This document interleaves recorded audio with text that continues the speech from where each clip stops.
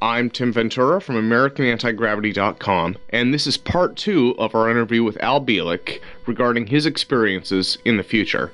Yesterday you were telling us about the Montaulk Project, but also some of the things that you'd seen in the future.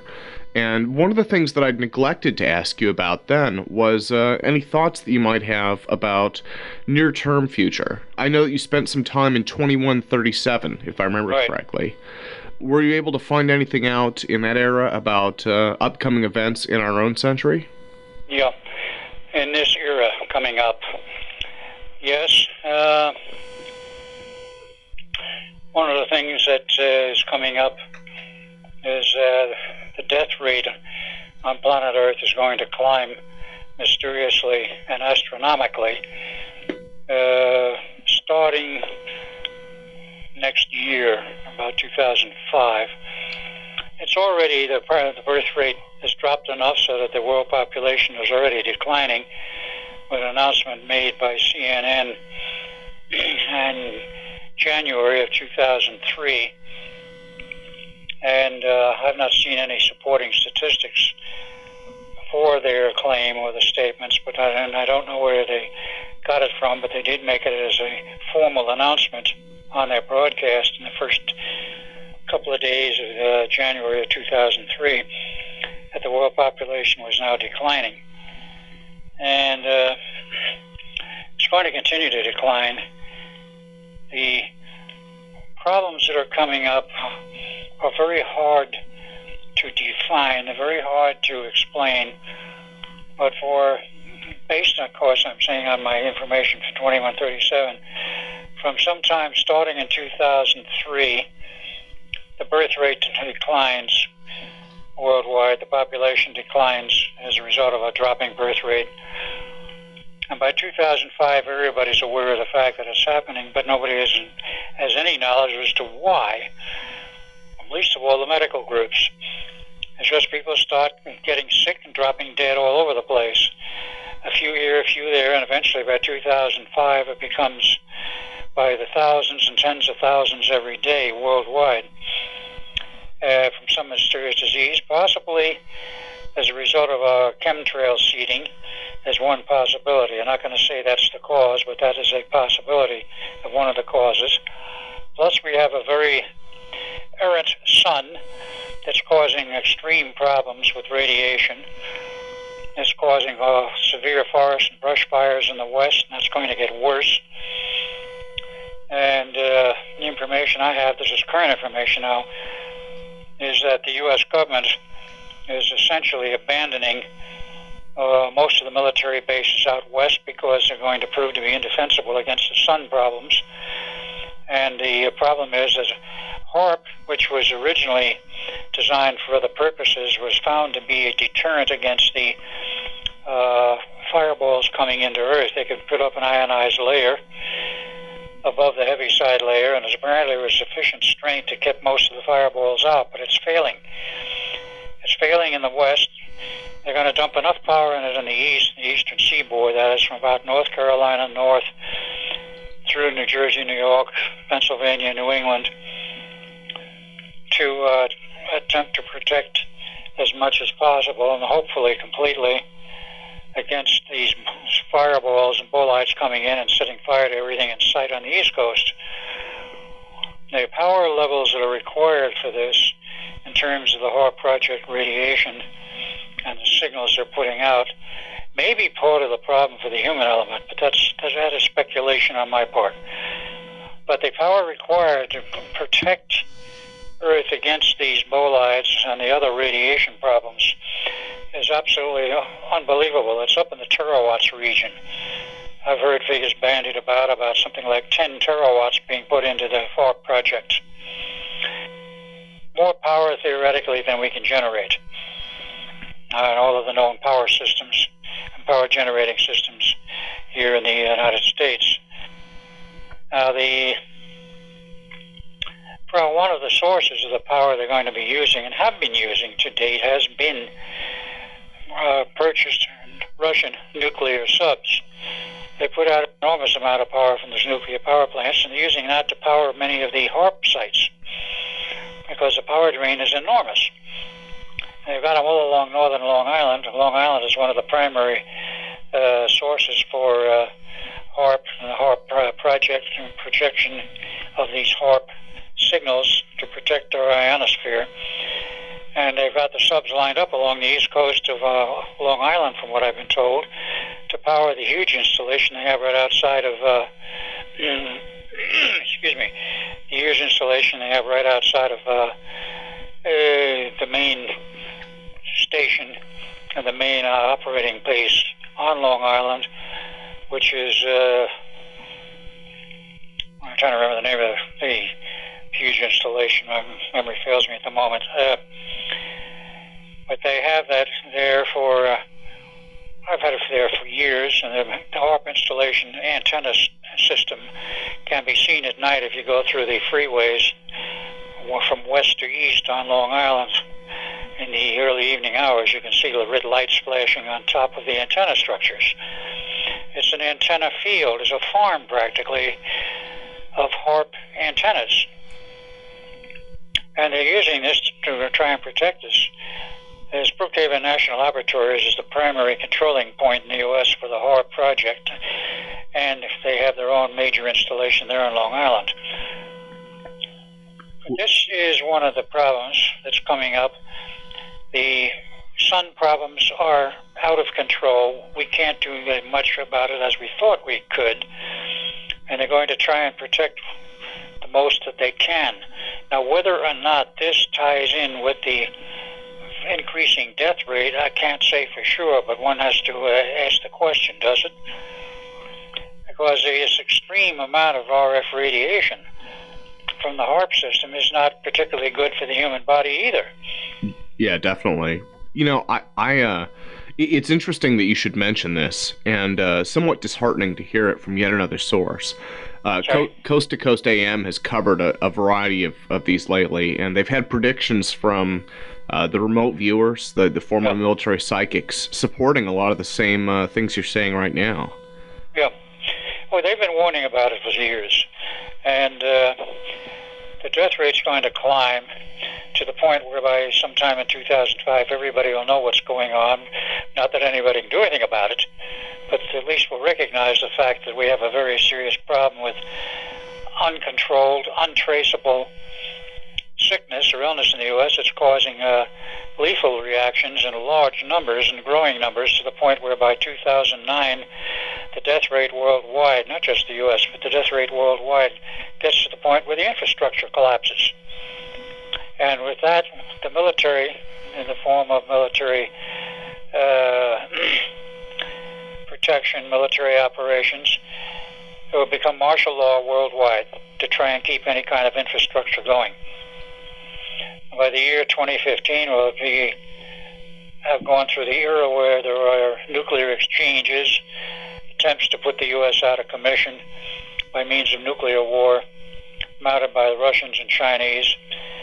And it becomes a fairly brief exchange because they have their own problems. And the U.S. responds in kind. We do have a lot of missiles buried all over the U.S., plus we have weapons in space. And the whole thing becomes a fiasco, and everybody finally gives up as a useless gesture because everybody has so many problems with their own death rate problems that they just call it a draw, so to speak. And the worst of the death rate and the dying starts to taper off by 2015. By 2025, it's over. But by that time, so many cities are out of commission, so many facilities are out of commission, and the whole infrastructure's largely collapsed. How are you going to run a population where the infrastructure is designed to support a population of 7 billion people when suddenly you find yourself faced with a world population of maybe 350 million? World population. How do you keep the structure going? You can't. Because you don't need that size of infrastructure anymore. Yeah, the infrastructure isn't even manned enough to support itself. What's going to happen is, of course, the military will take over and keep going what has to be kept going. That means the trucking operations, the rail operations, airline travel collapses, except for what the military is doing. Commercial airliners are totally out of business. And by 2025, this whole thing is simmered down to a point where it's fairly well stabilized. And then what's left, including U.S. government operations, NASA, and so forth, start looking at another aspect of this problem. With this enormous death rate, is the human race going to survive? This is serious questions they start asking themselves around that time. And it then becomes a proposition of NASA, and of course the general consensus at the highest government levels was maybe we should consider establishing colonies on other planets, off-planet, out of our solar system, possibly even out of our galaxy, because we do have the ships to go intergalactic travel now. Most people don't know anything about it, but we have them now. And by 2030, we'll have more of them. Well, do these ships, I've heard you reference this before, and I was talking to a friend last night. I had an interesting conversation that paralleled a lot of the things you're talking about now. Yeah. But, would these be UFOs, or would that be something different? You mean the traveling to other planets? Yeah, because, more and more people across the world are seeing UFOs. And one of the big questions that's been in my mind has been, why do UFO body styles seem to change? You would assume that an intergalactic species would have more consistency. They wouldn't change their designs every decade. And so, as a proposition, one of the things I thought was, well, maybe they're ours. That would explain it if they're only 20 or 30 years old. Well, this is one of the problems. We have been building our own ships. The Germans have been building them since 1947 in a secret city under Mount Everest. We have back engineered from the time of the Roswell crash in 47, including a lot of other crashes since. We have back engineered all of the drive systems of the UFOs. We've created our own, perhaps better than some of those which they have. That's, of course, a speculation which some people go into. But we have solved all the gravity drive problems. We have had a lot of help from outside with elements in the periodic table which do not show up on Earth, but which are necessary for building our high-performance aircraft or stealth aircraft and all of that. And we have that sort of materials available. And eventually, it all came to the point where we were able to build very large spaceships and very large space fighter craft. In other words, if you want to call them space battleships, call them that. And they eventually went out exploring outside of our galaxy, and they found some planets suitable for colonization, which were uninhabited but have climates very similar to Earth. So along about 2030, 2031, NASA was given the task of setting up the operations for colonization of some of these planets found elsewhere. And so that proceeds. And then later on we get into another problem of the space war with some of the, shall we say, the alien groups protecting those apparently open and unprotected planets. They weren't completely open, and they were not unprotected, and they didn't like our invasions. So we got into a very long and protracted space war, which eventually, whether we won it or whether it just was called a draw, I don't know. But in that interim period, Earth is trying to rebuild cities, trying to do anything what may be possible to encourage the birth rate. And the birth rate settled out around, this is again taking the data from my visit in 2137, settled out around 250 million total world population around 2030. And they do everything possible to cultivate the population to grow so that by roughly the end of the 21st century, it was starting to go back up. And as you go on into the future, let's say the 24th, 25th century, the world population was back up to about 500 million. But they decided because of our lack of resources and the overuse and overdrawing of our stock of resources in the 19th and 20th century, the Earth was not capable of supporting the large populations it once was able to support. So the world population is held at 500 million. It was not allowed to go any higher. Well, you that, would... Oh, that goes right on through the 28th century and on. I'm sorry. You actually traveled forward during the Montaulk experiment to somewhere around the year 6000, right? That's right. And now you'd mentioned, I recall this as being one of those intense visualizations from your Art Bell interview. You'd described a statue at a crossroads. And That's right. It's interesting that you should mention declining populations, but going forward, the impression that I was left with was that there were no people. Yes, by the year 6037 is where the opening point was. They took us to.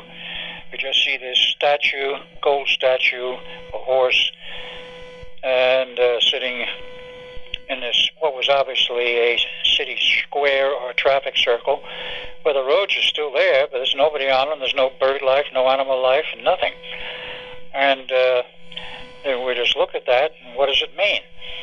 In the distance, you could see the outlines of ruins of cities, where the skyline had collapsed. There's nothing right close by in what we saw of any remnant of civilization, whatever. I mean, there were no buildings near us, just the roads and the curb lines, and that was it.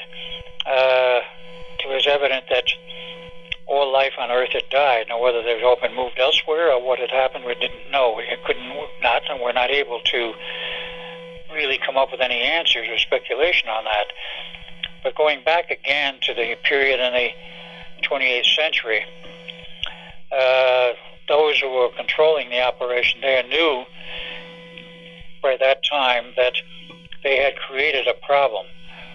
In rebuilding Earth's civilization from about the 25th century on, they had already developed a form of self-aware, intelligent computers, and they were using these to run the cities that were built, rebuilt, old ones or new ones, but mostly the newer ones. They were using these intelligent computers to run the cities and be, shall we say, judge, jury, executioner, traffic cop, lawyer, everything all at once.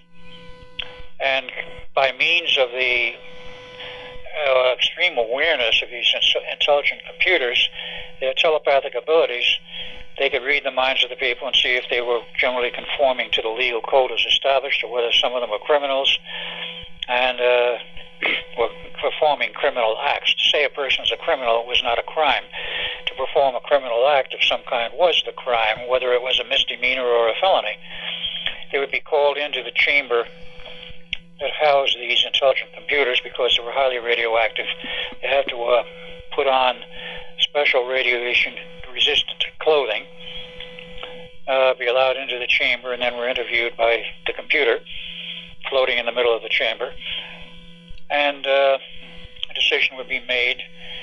This person was guilty or they were not guilty. If they're not guilty, they were told to leave and go back to the normal duties and normal operations. If they were guilty, if it was a misdemeanor, they put this into some work camp. If it was a felony, such as a murder or some such thing like that, that individual would be eliminated on the spot. They would never come back out. And this was the way things were run roughly from the 25th century on. And there were, of course, there was a legal code, was rather extensive, but everybody was told what the code was and what there was expected of them. And even though it was the greatest flaw was it produced a completely socialistic society. Socialism to a fault, communism to a fault. You didn't own anything but the shirt on your back. The apartments were given to you, your clothing, your food, everything else. You were expected to go to school. You went to school. You got an education to whatever level you could sustain. And after that, you were expected to make your contributions to society to help support, as you had been, those who were coming up the line as kids. And as far as family life was concerned, it became rather free and open. You could live with a man or a woman could live together without being married. If they had children, they could raise them in the unmarried, unwed state, or they could turn them over to the state, or if they wanted to go through the formalities of a marriage and make it completely legal, they were free to do that. And that was the status of that, because one of the other aspects of life in that period of time became very open in terms of sexual mores. You talk about gay marriages at this time. Gay life was all over, everywhere, and there was no restrictions against it whatsoever. Whoever wanted to live with whomever was their right. Well, I guess, in a civilization, though, with population pressures, the brakes always tend to go off, a lot of the mores. The brakes, yeah. So many things change. This is the problem which people today don't quite want to grasp or understand, particularly our religious groups. As one group I saw, and the sign was, marriage is a human right, not a heterosexual privilege, which of course came from what I found out was a gay source. But there's much to be said about that. If two people have a very strong feeling for each other, a love for each other, what does gender have to do with it? I mean, gender has everything to do with procreation and creating more kids in a family. But you don't have to have a man and a woman living together in order to have a marriage, or to have an association or a relationship. And there are plenty of relationships these days between men and women where there is no sexual activity, or no children at least. So things became much more open in the future, and this was recognized. And of course, the homosexual aspect of it was used also to help control the population, to keep it down to that predetermined level. If it started to drop, then of course, I presume you would say the political or social pressures were put on to increase the birth rate by whatever means in the way of communication that would impress people at that time. There was not as much mind control as there is now, but of course mind manipulation as such still existed to some extent, but it was well concealed and well controlled. Well, definitely. Used for deleterious purposes as it is now.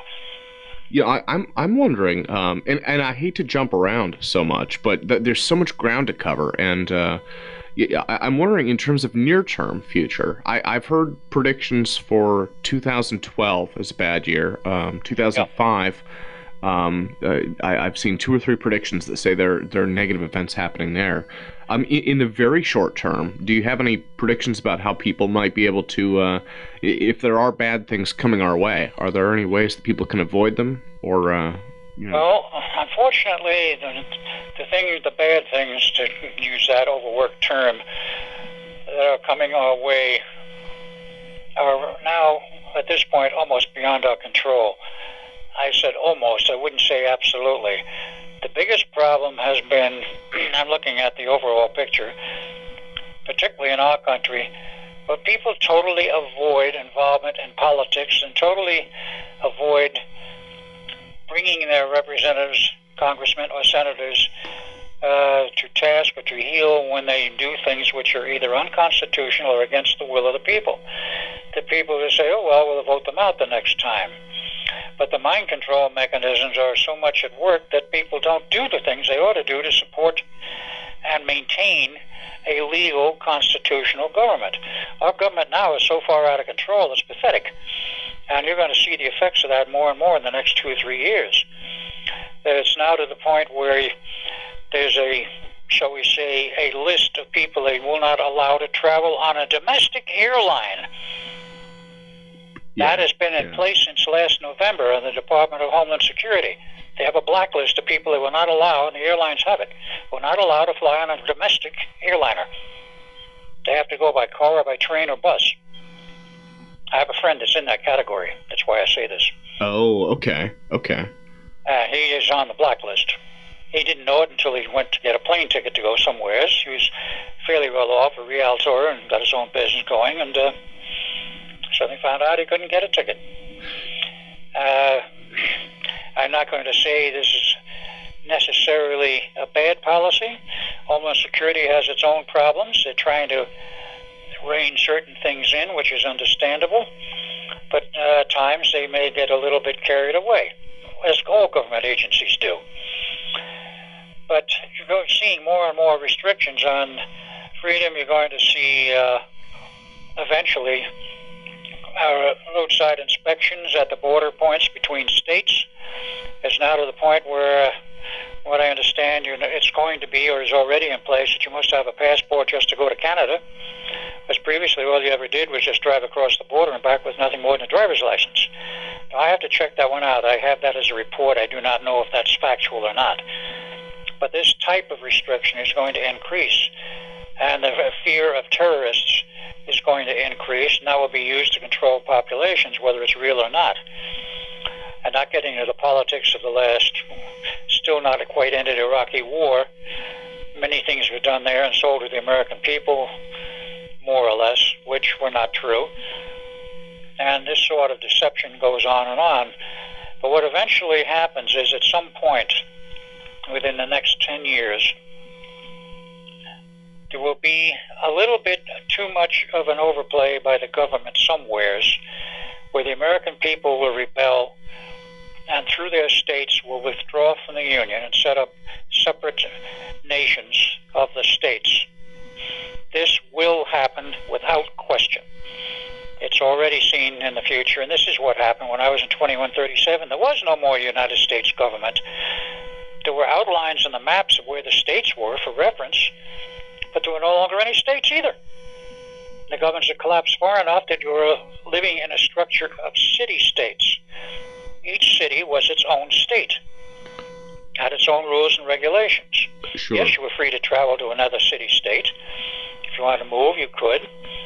If you wanted to quit the whole thing and go out and live in the boonies on your own, you were free to do that. You know, I've heard from some sources that might be, I mean, there are obviously some drawbacks to that, but I've also heard that the local government push has been going in that direction. So I guess, you know, and in some ways, that's a little bit closer to some of the ideals of how America was founded also. Well, the original founding fathers in forming the United States of America, and that was, you have to look at these separate words, States of America United. Each individual state government was supreme and had its own rules and regulations and government, and they joined together for, quote, a more perfect union, unquote, for self-defense of the whole structure. And the states gradually joined into this country to become part of the whole until eventually we have 50 states, and it's from coast to coast, and that includes Hawaii and Alaska and so forth. But it was for the purpose of self-defense and self-protection. Then someplace in the beginning of this, not this century, but of the 20th century, you had such divergent ideas as the Federal Reserve Bank and a few other things, which of course have been on the backs of American citizens ever since, not the Federal Reserve Bank, but the other institution, the so-called 16th Amendment, which does not exist, the income tax. That is totally illegal. It does not exist because it has never been ratified by 3/4 of the states as required for a constitutional amendment. Oh, okay. That's been thoroughly researched. It was passed by the House, passed by the Senate after years of debate. And it was clearly understood at that time it was to be a tax on unearned income, not earned income from wage earners, people working in business, working at salaries, working in industry, on the farm, whatever. It was never intended to be a tax on the wage earner or the person who was in business. It was to be a tax on unearned income, which means dividends from stock, dividends from some other form where you didn't earn the money. It was given to you because you had made an investment, and you earned monies from that investment. But that was considered in the original debates unearned income and was taxable. Wages were never considered as taxable in the original discussions in the original 16th Amendment as was supposedly passed by the House and Senate and signed by the President, yes. But it was never passed by as required for a constitutional amendment. It was never passed by 3/4 of the states. About 20, something like 28 to 31 is debatable still. There was a book written years ago entitled The Law That Never Was, which went into great detail of the search for what states passed the amendment and what states did not. It was requires 3/4, which is to say, of the 48 states, then it would have to have been 32 states would have had to have passed it, and they never did. Oh, well, in terms of government power, one of the things that I would sort of expect, neither good nor bad, I guess, it's one of those things that's always been, is, in terms of cataclysm or global war or disease. That's the other side of the problem. Yeah, you would expect during those times historically, I think every government, there's always been a loss to some degree of human liberty. It's always constricted a little bit, and then and hopefully, if mankind pulls through these things, which it sounds like we do, from your experiences. This is one of the major problems that's upcoming. There will be cataclysms of some kind. There will be earth changes. There will be threats to our population. And this, of course, is in the legal domain of the government to try and protect this maximum number of people. And this is one of the concerns now, and we're not only Homeland Security, but as they don't speak about it publicly, not only Homeland Security, but in terms of the military, in terms of government structures all over, we're looking at, and I'm speaking again from the terms of 2137, we're looking at very sizable geographic changes in the U.S., not sufficient to cause total disruption of the country, but cause great losses of population and destruction of the infrastructure. The West Coast, the San Andreas Fault, enters the continent between San Francisco and San Jose, and then goes down the middle and comes out in the lower Gulf of New Mexico.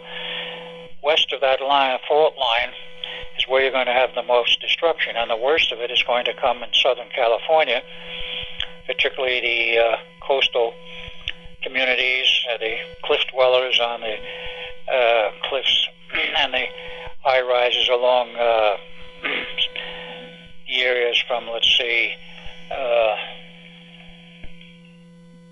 to remember the particular point where this starts. The beach areas of Southern California, where they are west of Los Angeles. Many of those places have high cliffs. They will all collapse, including the cliff dwellers' residences, the apartment houses, and such. The oceans will sweep in certain areas and become much deeper. The coastal area south of Los Angeles will recede rather heavily. Speaking again from the future, San Diego disappears. That whole area down there becomes underwater. And the San Andreas Fault creates enough problems that you will have a inland sea, like the Salton Sea, which grows and expands enormously. And some of the coastal areas around Los Angeles will remain intact. The high hill country around LA will remain more or less intact in spite of earthquakes. Downtown LA, which has all of its skyscrapers built on what is basically rock, will survive. San Francisco, as a city structure, survives, or some of the areas south of it don't. And you go further north, it's some terrible upheavals and earthquakes and other problems from the various areas which are known to be thermally active and cause enormous volcanic reactions. The East Coast will lose huge chunks in Georgia. Georgia has now a well-defined coastline and a lot of coastal activity, shipping and such, and the city of Atlanta is about 90 miles from the ocean. It winds up 3 miles from the ocean. It becomes a port city. Oh, okay. It survives, but the worst damage is down the middle. Chicago and that whole area disappears. The Gulf, the 5 Great Lakes become one.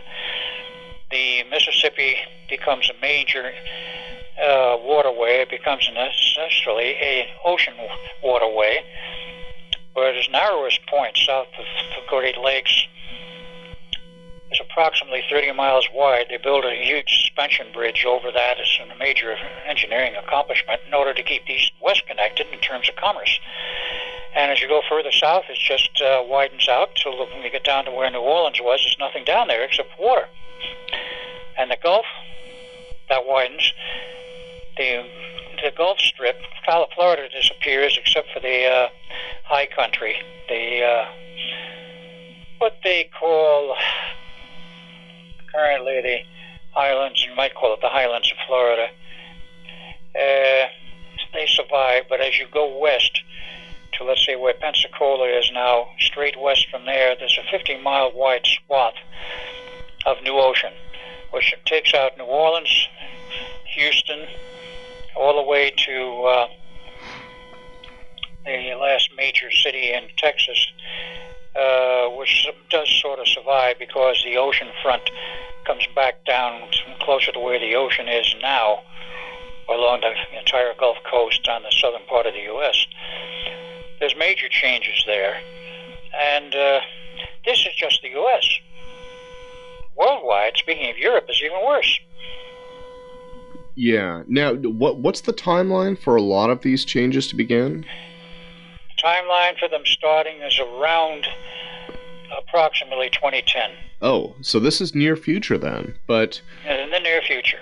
And it's due to earth upheavals, it's due to other actions and activities, earthquakes, sun activities. We don't know exactly how it all phases in, but we have some very serious problems, one of them being the sun. The sun is now radiating enormous amounts of energy, which are causing enormous forest fires and brush fires in the west. They're uncontrollable. Well, you know, much worse. You know, I live in the Seattle area, and we live in, I believe the term is, you know, I've heard Ring of Fire used. That's not official yet, but yeah, we're in that Pacific Coast Basin, and there's a lot of volcanic activity in the northern part, and the rumor Oregon is going to be very badly hit because they have a lot of forests. Yeah, you know, in addition to forests, in addition to that highly flammable material, the summer time is bad in this area. One of the things that makes it kind of worrisome is you know, all the volcanic activity. We haven't had as much outright activity as the Los Angeles, California area has, but there's more pressure here. So when something does happen, there's been this speculation that maybe it'll take 4 or 5 mountains with it. Yeah, they're still debating what's going to happen in Yellowstone because that's getting so hot in terms of the surface temperature of the Earth. They're now getting up to around 190 or 200 degrees Fahrenheit. They've closed off the north sections of Yellowstone Park and won't let anybody in it because they don't know when that's going to let go. They know that the bottom of Yellowstone Park's lake is filled with magma. The water's almost boiling. It's so hot. There is no precedent for this. There is no historical precedent for it, and they don't know really what to expect. The geologists are very concerned. They're worried about, it says, if this thing blows in Yellowstone, it'll be the loudest explosion in the history of the world, and they don't know how much it's going to take out. It'll take out part of California for sure if it happens, but they're not even sure it will happen. It says it may settle down by itself. They don't know.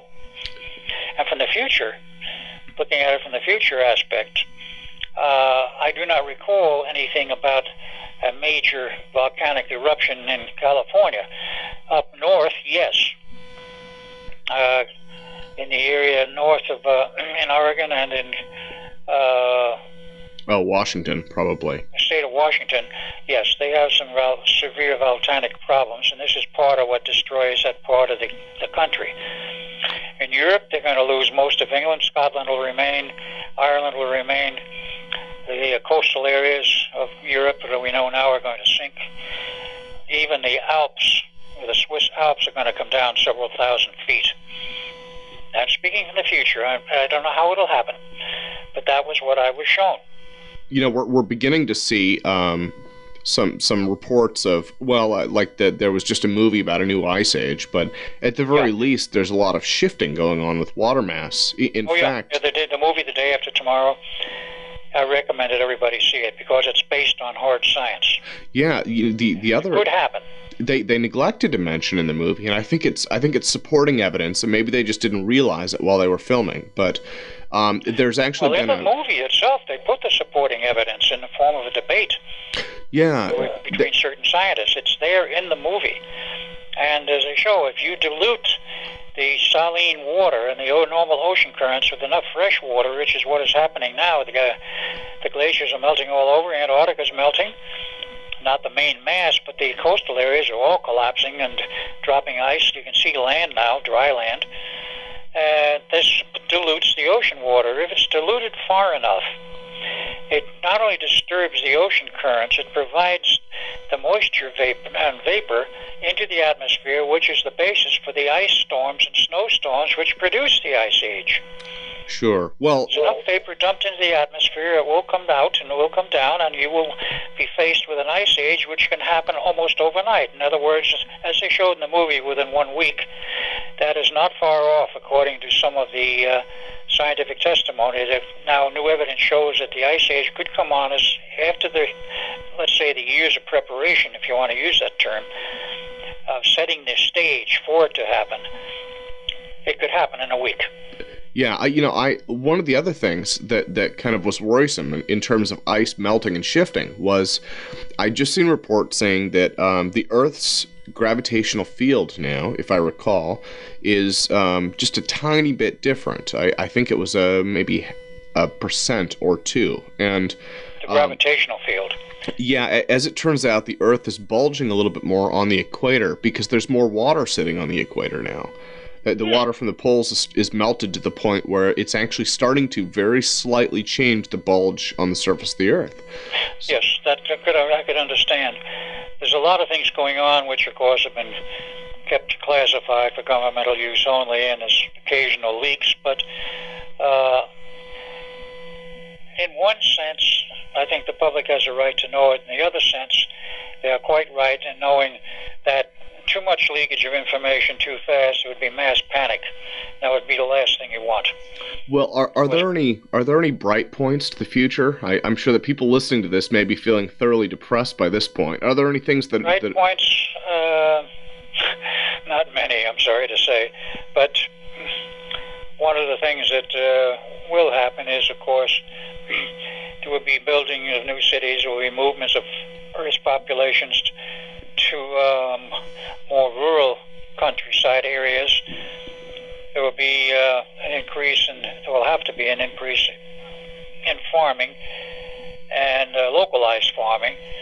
There will be much more, shall we say, local industrial activity and manufacturing and things that people need in a given area. There will be eventually commerce between the various cities, like some cities will concentrate on food production, some will concentrate on maybe medical aspects, some will concentrate on manufacture of hard goods, industrial materials, and cars, trains. Cars don't disappear in the future. They change their nature to become considerably, for highway use, to become wider. And even the buses, as we know them today, the Greyhounds, become bigger. They become excursion buses. They will go between the cities, which will be further apart, as an excursion bus, complete with bowling alleys in them. And they will go on trips between the major cities, those which are museums and those which are real, been resurrected or rebuilt, or brand new. And automobile use will be somewhat much thinner than today, but the cars may tend to be larger. So we have an aspect of the future which is somewhat nebulous in the sense that it's hard to say exactly where it's going to go, because none of this is cast in stone. It's what I saw based on my departure point in 1943 and what could well happen. Now, it does not have to happen that way, even all the serious earth change problems.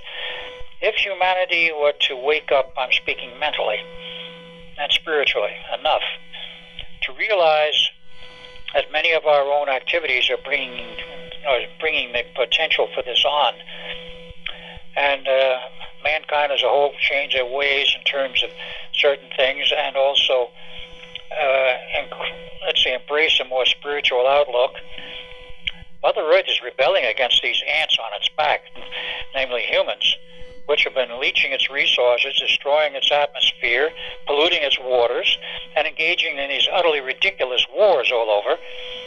And Mother Earth is rebelling. Yeah, that's plain language.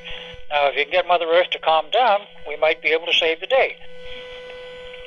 It's as simple as that. One of the course, things... in words, it's simple. In terms of action, it is not. Yeah, one of the things that... People have to wake up and be willing to change their outlooks and willing to get their neighbors to change their outlooks and attitudes and become less selfish and more, let's think of the community and let's think of the country and what's best for all of us and let's think what's best for humanity as a whole. Yeah. Change in the major change in the attitude will change a lot of things rather fast. Well, one of the things that was on the John Titor website, and I can't speak to whether or not he was a real time traveler.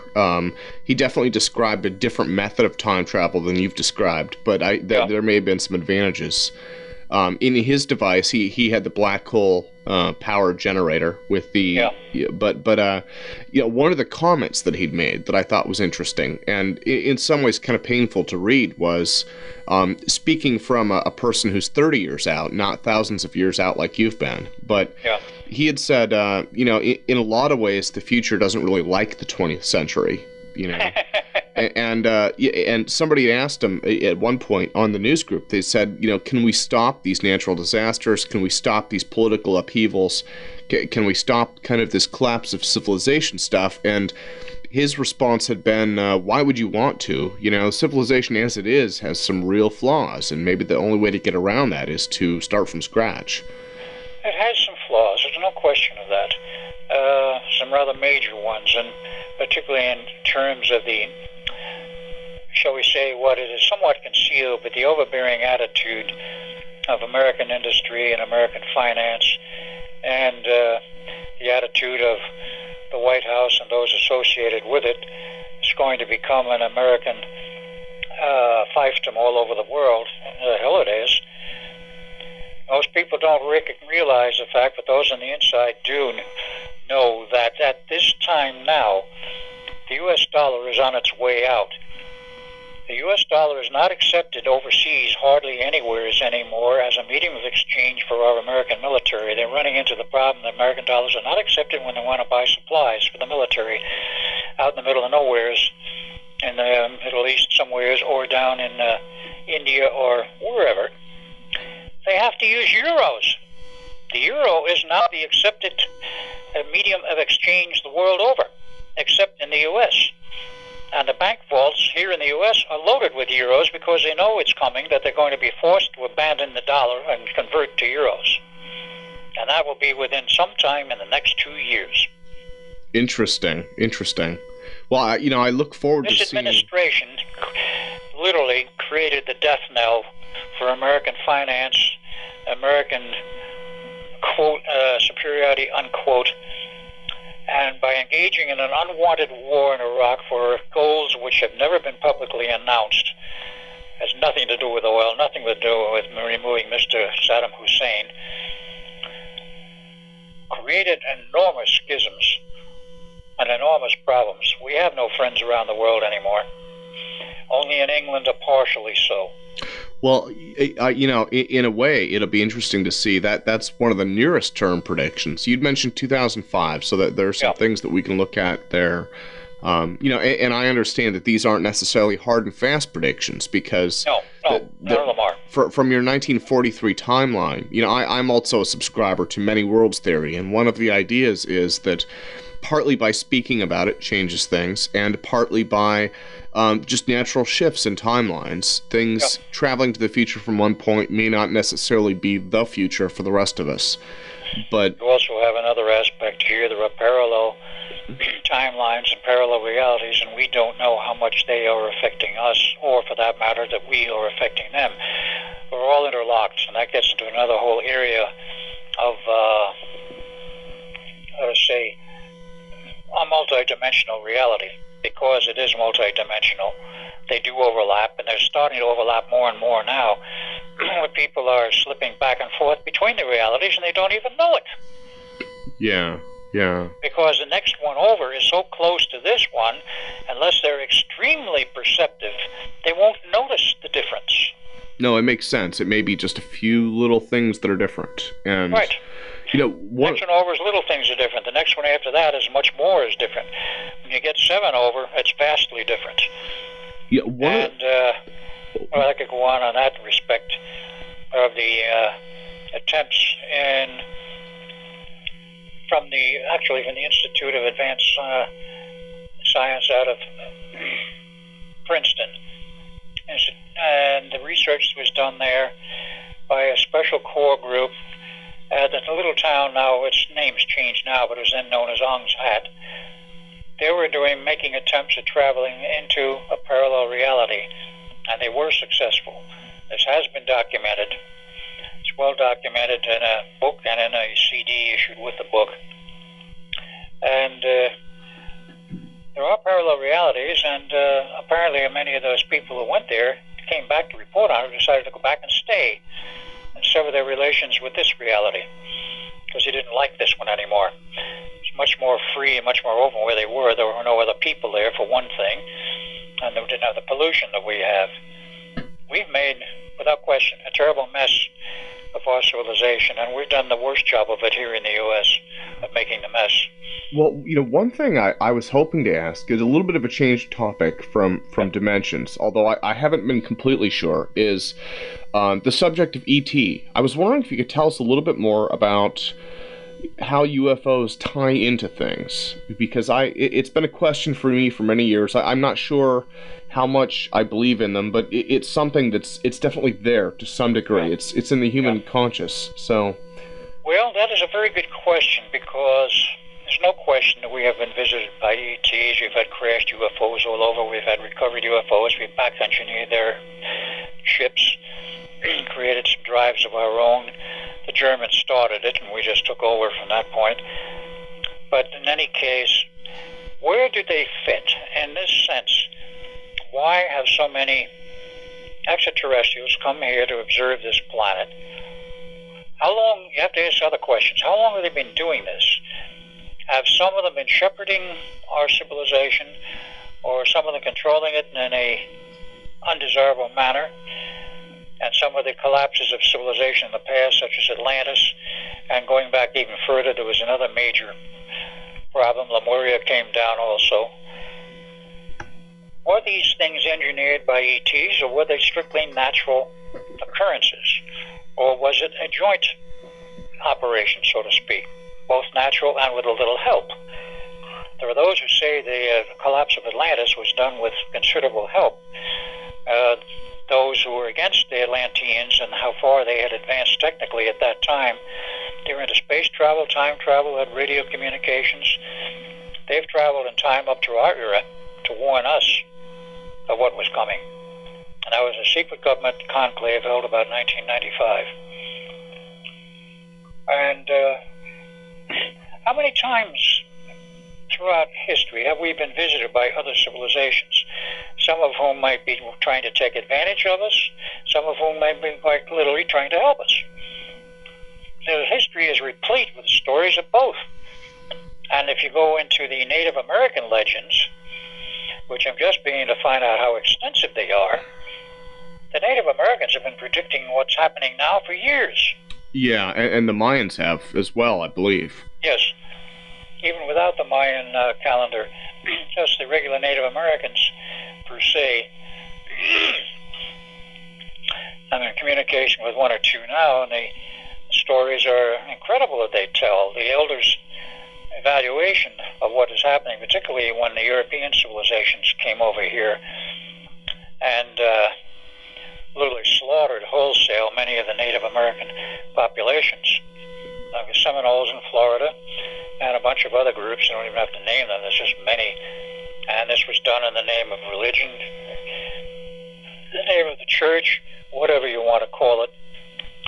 Complete total narrow-mindedness that theirs was a superior civilization. If these people don't fall down and worship us, or we want them to worship us, we'll just eliminate them. And when they got that message, then they started running for the hills. And they moved west. And, of course, now many of them are supported on the Indian reservations by the American government. They're not doing a very good job of supporting these people, because I keep getting reports all the time of mass starvation on the reservations for lack of food, people freezing to death in the winter for lack of heat, lack of proper shelter, and so forth. The Native American population has been treated disastrously bad. not only by Big Uncle, as they had their own terms for the Great White Father and the Potomac, not only because of misadministration, but because of malintent in the first place. A lot of it is bad administration, and then big government creates all kinds of problems with administration. But they can tell their own stories. They knew of the coming of the white man. They tried to avoid it. They couldn't. And these problems are just all over. And it's part of the entire picture. Now, where do the ETs fit into this? I don't really know. It's a picture puzzle, if you will, that has really no good, clear solution. And trying to understand it is very difficult. I'm sure there are those in our government who spend their entire lives working in the government trying to understand it and really don't, not because of lack of effort or sincerity, but because they can't understand everything that's going on. Then you have other elements of our government which are in bed with the ETs in commerce and buying raw materials from them, which don't exist on Earth, particularly elements 122 and 123 to build our super fighters and super bombers and all of that. Yeah. Superstructural materials, which Phil Schneider got very heavily into. But every place you look, there is the hand or the face of extraterrestrials. Some of it's benign, some of it is not. It's everywhere. Where did the whole fit into the whole picture? I don't think really anyone has a clear grasp of the larger picture. I think that's one of the things that's lacking. Well, on that note, we should probably close things up for today. And I sincerely, again, thank you again for taking the time to record this with me. I will have this up online in the short term, and and definitely I look forward to hopefully interviewing again in the future, the next few months. But thank you again, and have a great day. Right.